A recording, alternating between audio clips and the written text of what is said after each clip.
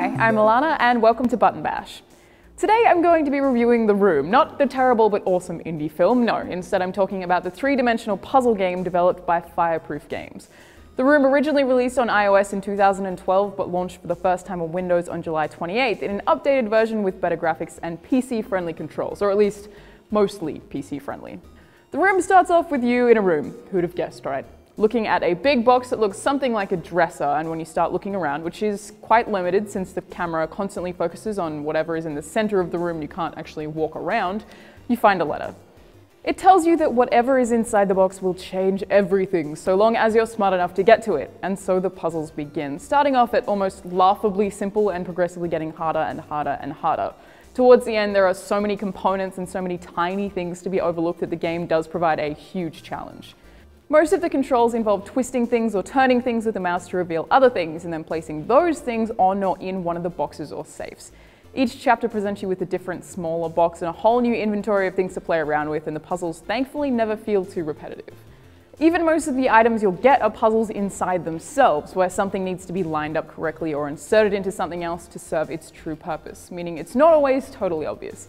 It's also just really alluring. The story isn't the driving force of the game, but the letters left in the room for you slowly uncover the story of a madman. Not only does the author talk about a new element, he also left a bunch of markings all over the boxes, the ground, and the walls that you can only see with a special lens thing.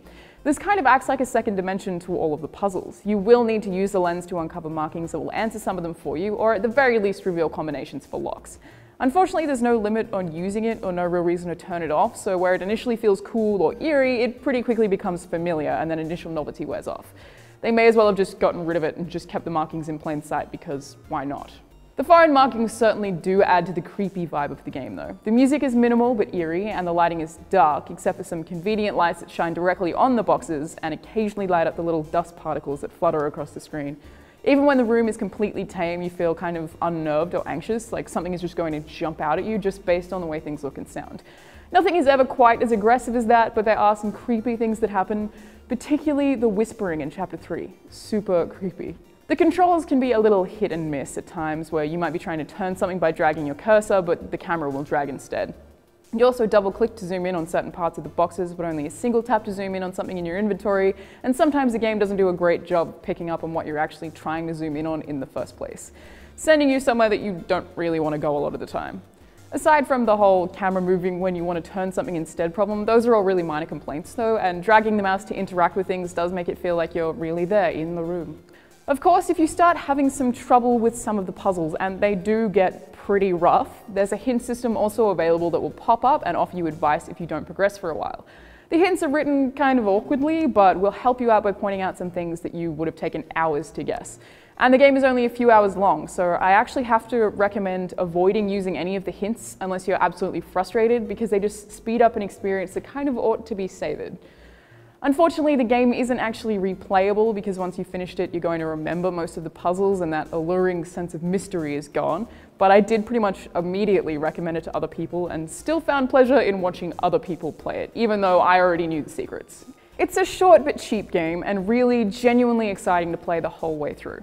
Even if you aren't a big fan of this style of game or puzzle games in general, The Room is available on iOS, Android, and Windows, and was available on Steam for $4.99 US when I bought it last week, which is more than worth it.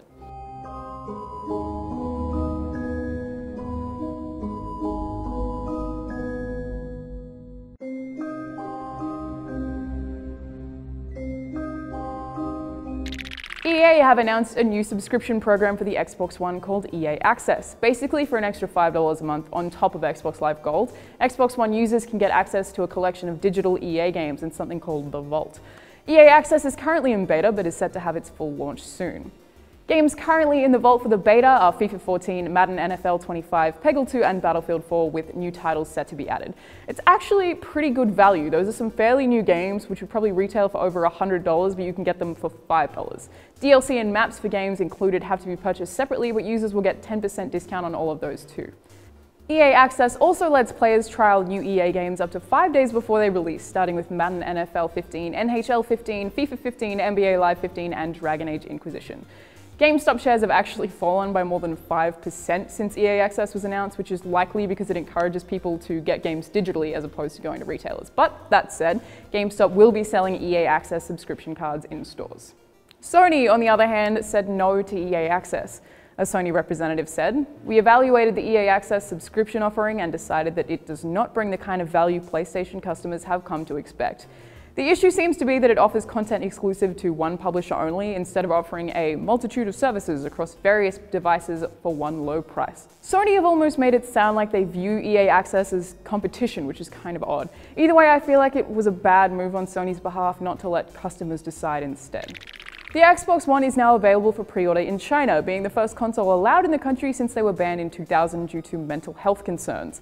That ban was actually lifted in September last year, but the Chinese government did publish a list of censorship rules for console games, banning any games that threaten China's national unity, sovereignty, or territorial integrity.